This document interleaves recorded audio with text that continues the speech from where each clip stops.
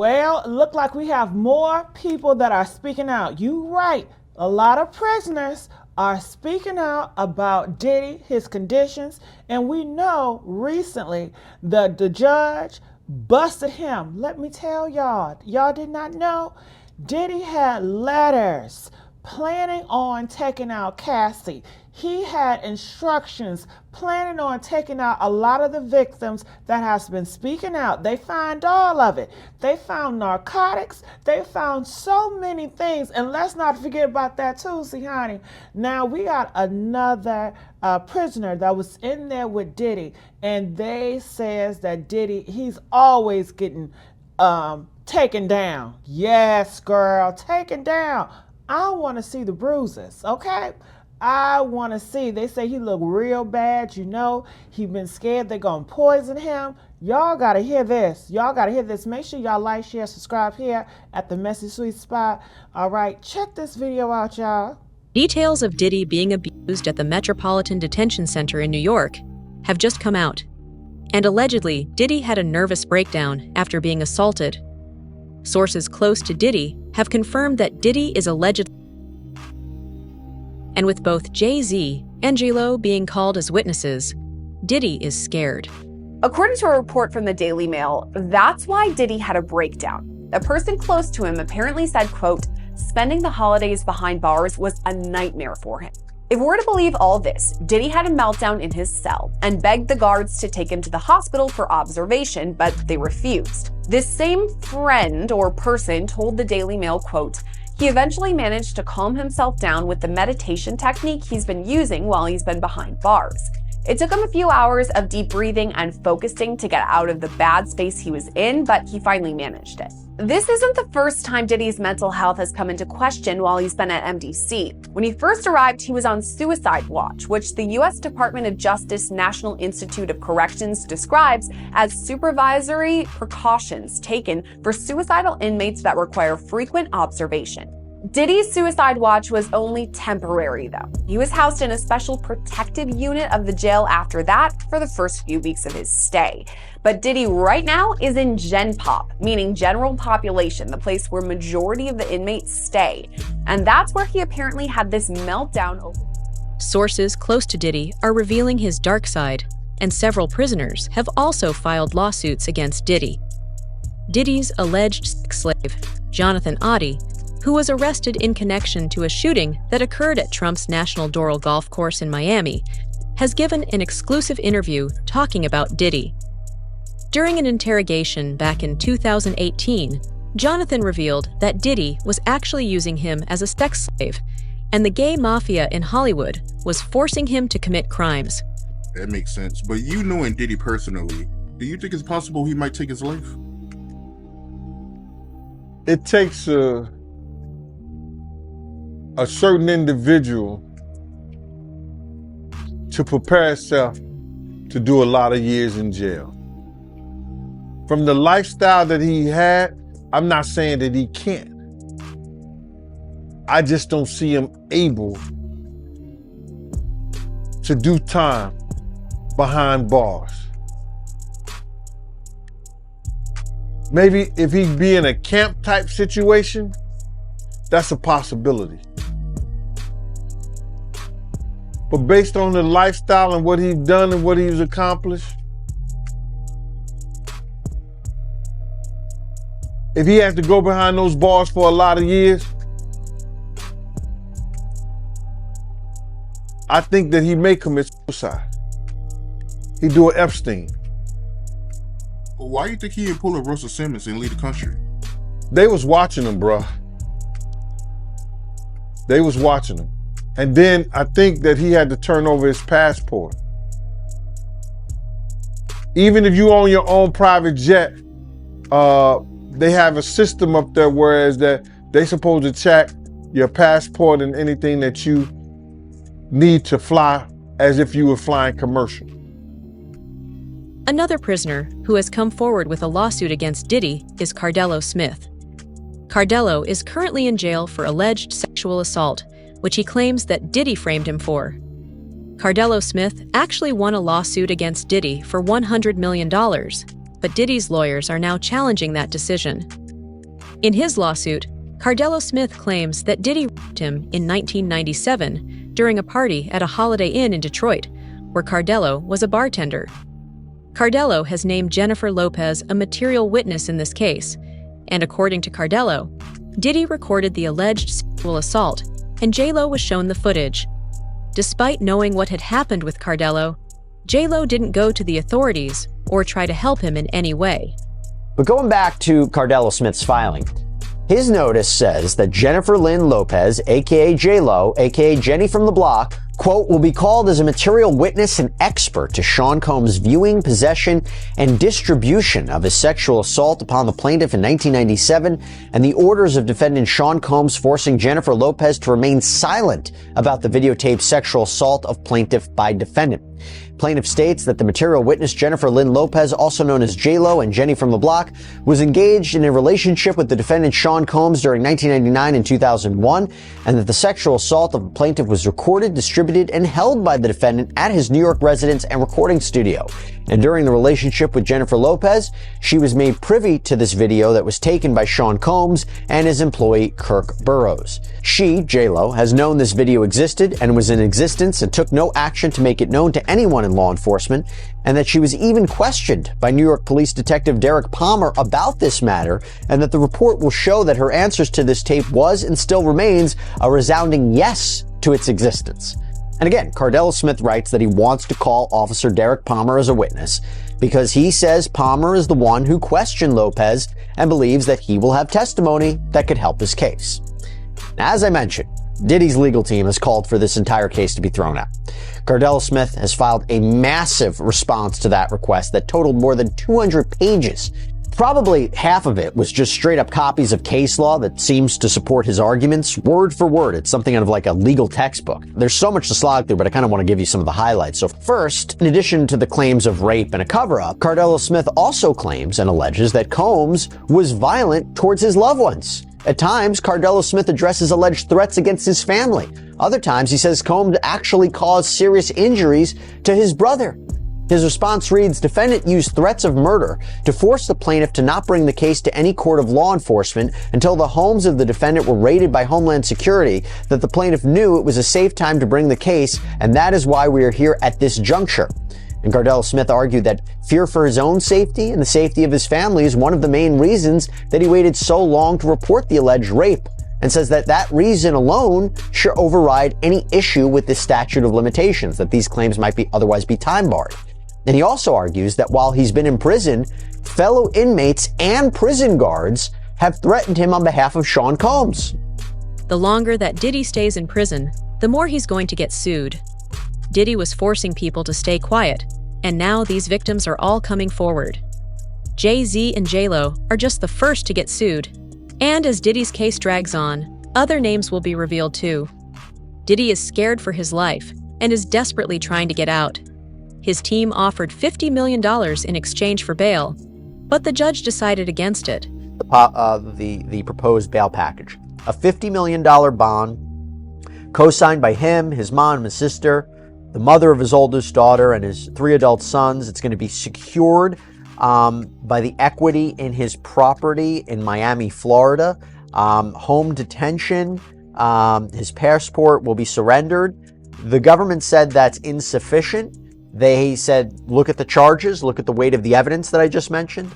They said they have allegations that he and his associates were trying to tamper with witness testimony last year so that they wouldn't cooperate with the government. What do you take away about who has the stronger argument in terms of bail? Well, I think his counsel has done the best they possibly can. I think bringing him there voluntarily is very smart, starts them out on the right foot. But I think the last thing that you just mentioned, the interfering with witnesses. That's the allegation, yeah. Yeah, if that's true, or I should say if there's real indicia that happened, I think that might tip the scales in favor of not letting him out pending trial, because I think, and you know this, I think judges take an extraordinarily dim view of that. And that might be the factor that tips the scale against him. But I think as far as a tactic, I think it was very smart to do what they did and to say, look, he's here. You didn't have to track him down. He's got a real defense here. He's doing everything right, at least right now. I'm not sure it's going to be enough at the end of the day. Diddy is facing the consequences of his actions now, and he's scared of getting sent to Gen Pop. Pedophiles don't last long in prison, and Diddy is used to a life of luxury. Gene Deal says that Diddy doesn't have what it takes to survive in prison, and he might actually decide to end his life rather than spend decades behind bars. Right now, Diddy is facing life in prison for the sex trafficking and racketeering charges against him. He's suffering the consequence, and I don't feel bad for him at all. Because people was trying to talk to him. People was trying to tell him. You couldn't pull him by the coat and let him know anything. You understand? They messed up the game, brother. When he put that shit out with them, money, power, respect, it ain't never been like that. It ain't never been like that. You got your respect in the street that gave you your power, that brought you your money. Totally different thing. He let that money, power, and respect go to his head, but he had it ass backwards. So do I care what happened? Nah. He got enough money to buy his way out of this. So we think. So when you look at that video of him pacing around and he's looking worried, and you knowing him, do you think it's possible that he might commit suicide?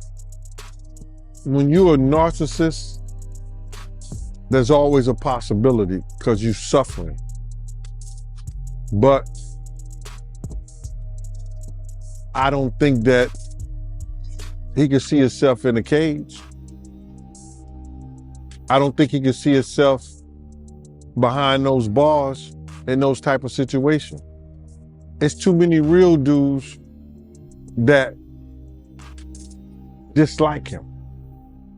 But then again, there's a lot of real dudes that need help. And him being behind bars, he could probably help them. There are prisoners at the Metropolitan Detention Center who would try to hurt or kill Diddy the first chance that they get. These prisoners are here for the rest of their life, and they want street cred. Diddy knows this, and that's why he's scared. Things on the inside are very different, and for someone like Diddy who is used to comfort, it's going to be very difficult to survive. Keep in mind that Diddy would always allegedly drug his victims, even if they were minors, or he would ask his guards to hold them. Diddy isn't a gangster, and this is the first time in his life that he's going to come face to face with real criminals that aren't afraid of him. So breaking news right now, Larry, I am just getting word. People magazine says it's got a source on the inside that tells them that P. Diddy's on suicide watch tonight. Do your sources confer the same information? Are they saying it was possible? Hey, real quickly, all that commissary stuff, he's not getting any of that because people in the SHU have an abbreviated list. So he's out of luck. No stake for him. Yeah, he is on suicide watch. This guy thought he would have went home. All of a sudden, he didn't get bond. Remember, the first night that he was there, he was like an overnight guest. When they told his bond hearing, now they checked him into the system, and reality has hit him. And I understand that he has a shrink coming by his cell to see him several times a day. Now there's talk about putting him in, it's like a bubble. It's like a cell that has like a plexiglass wall in it where they have inmates watching you. That's actually their job, to keep an eye on the inmates that are on suicide watch. Another error that I guess some warden told you this. There are sentenced inmates there. They're called cadre inmates. They don't have to be white collar inmates, but they're doing maintenance on the building. And the problem why there's a lot of violence there, they have housing units. And they're mixing bank robbers, drug dealers, rapists with white collar people. And this is why Diddy, he can't go into a regular housing unit because somebody will take him out for sure. Somebody's gonna get a lot of street credibility out of this. People that are doing substantial time that know they're never getting out. They'll just kill a guy. No questions asked.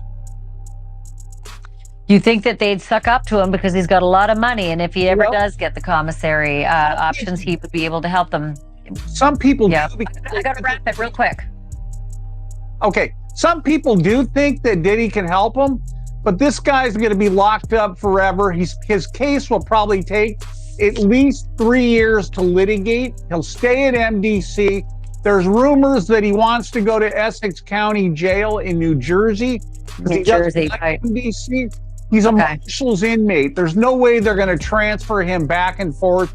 I don't know, several times a week, 6 marshals to do it. Jersey. He's out of luck. Jay-Z is worried about what could happen if he ends up like Diddy, so he's trying to crush the lawsuit filed against him. Jay-Z's legal team has requested multiple times for the judge to provide them with the victim's identity, but the judge has refused. Like Diddy, Jay-Z has a history of violence, and if he's given the chance, there's a good chance he will threaten the victim. Even now, Jay-Z's legal team has been caught trying to bribe witnesses.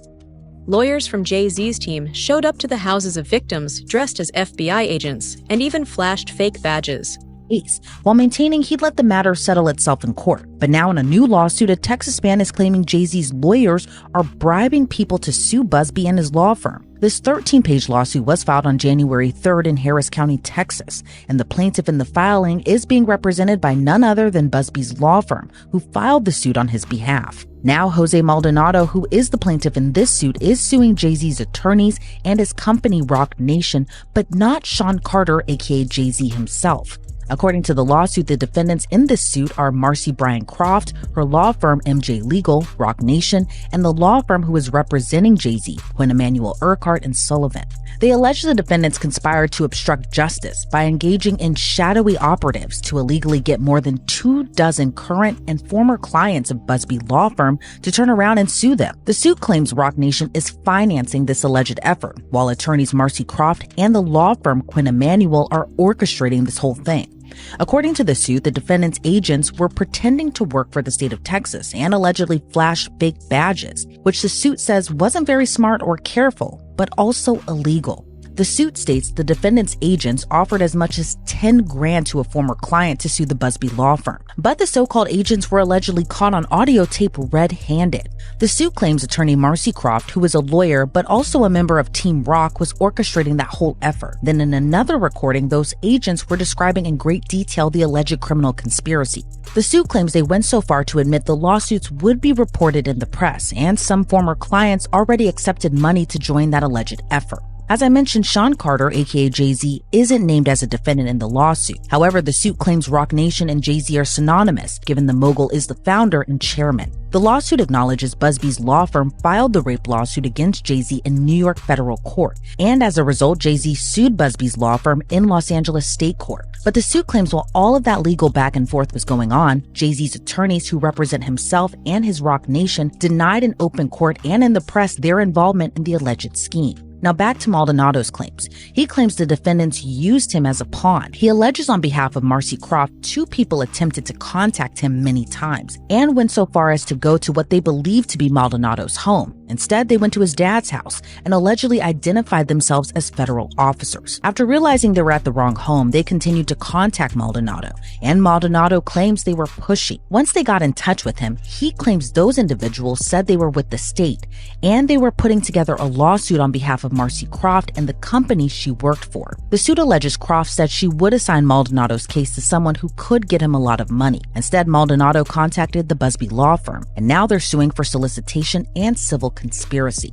In a statement to the Houston Chronicle, Busby said, quote, "The conduct alleged by Mr. Maldonado is illegal and unethical. We know investigators have gone all over the United States illegally contacting our former clients to try to entice them with money to sue our firm. According to Mr. Maldonado, we now know who is behind this effort. We won't be intimidated nor deterred in our important work. I expect more lawsuits will follow as we continue to hear former clients report this egregious conduct," end quote. But Marcy Croft fired back against the allegations, saying the lawsuit reeks of desperation. She also told the Houston Chronicle, quote, "For over 25 years, I've dedicated my career to exposing and dismantling networks of fraud and manipulation. I didn't ask to be a part of this fight, but now that he's dragged me into it, he should know that I'm not someone who backs down. Mr. Busby should be worried. Truth and justice are on my side, and I have every intention of holding him accountable." Former federal prosecutor Nima Rahmani says that he expects many more names to be brought forward in connection to Diddy in the coming days. Jay-Z is just the first. Obama, Trump, British royalty, and even world-famous athletes were all friends with Diddy. And if Diddy confessed, there are a lot of people who could end up behind bars. So that's that. Now, as far as Jay-Z's concerned, this can really go one of two ways. This might be an isolated one-off case that he has to defend, or potentially it could be a Me Too type situation where other victims come forward. Obviously, we saw that with Diddy and Cassie Ventura. So the coming days and weeks are really going to be telling. And Tony Busby says he has more than 100, maybe up to 300 victims he's representing. So it's going to be interesting to see if any of them also name Jay-Z. And Nima, if such a high-profile name like Jay-Z has come out, could more celebrity names be tied to these lawsuits? What do you think we can expect?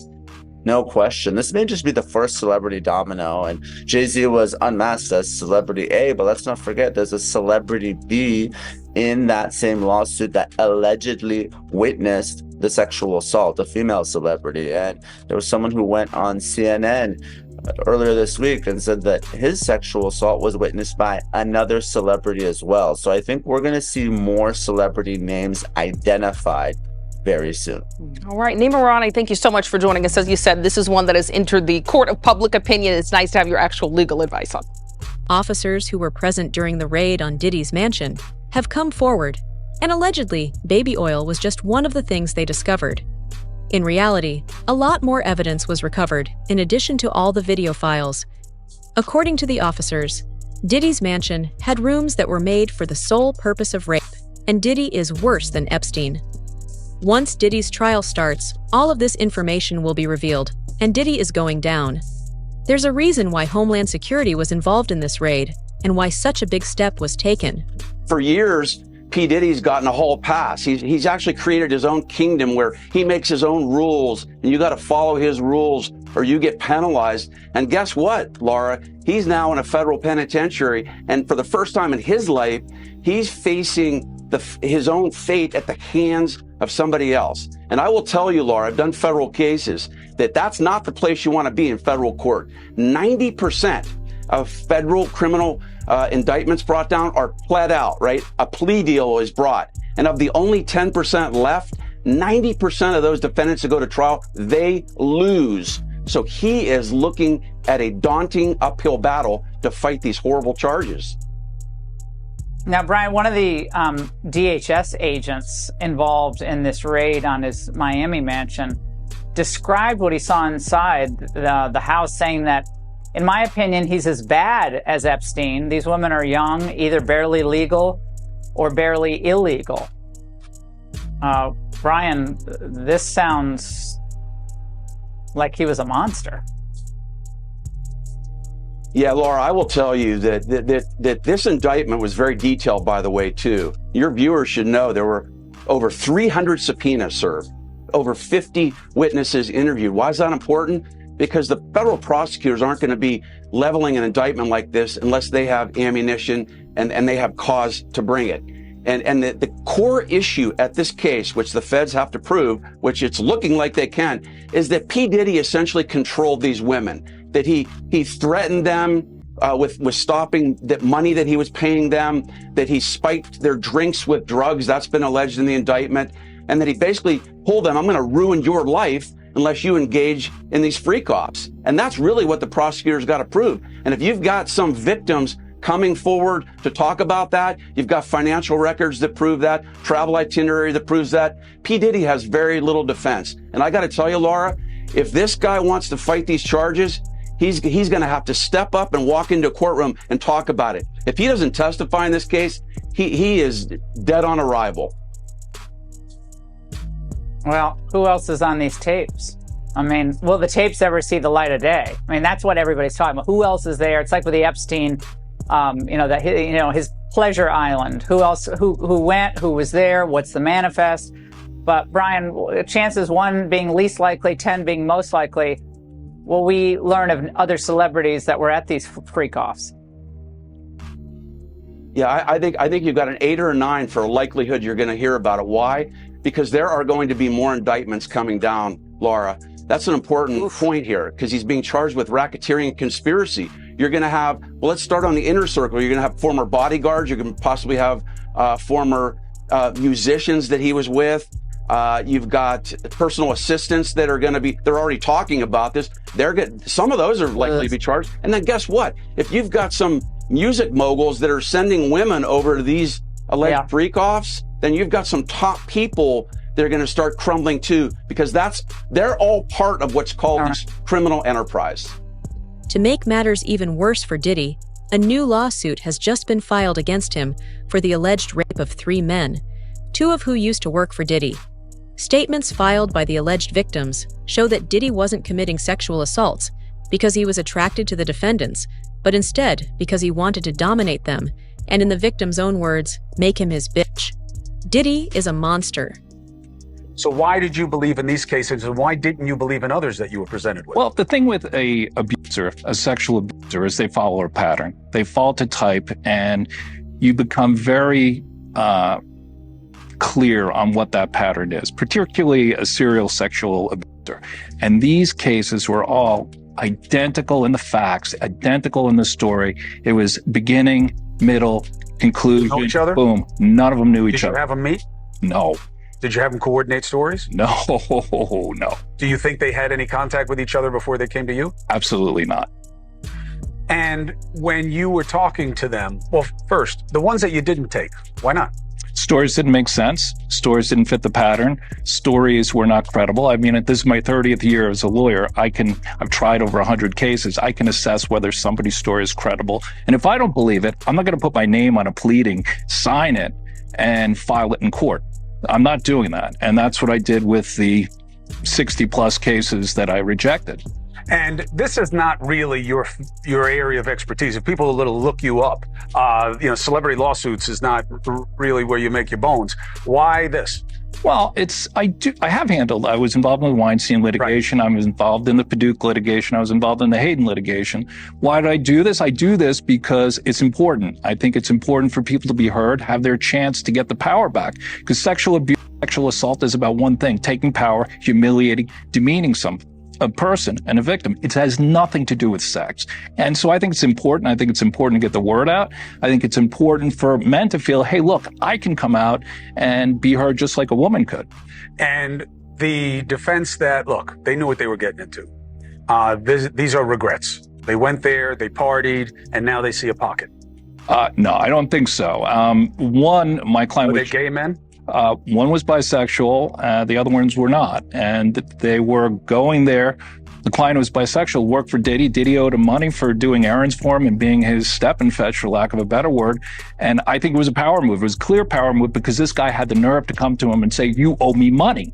And so Diddy said, come on to the Intercontinental Hotel. He gives him the drug, knocks him out, sodomizes him. And I won't use the term that my client used, but he said he tried to turn me into his B word.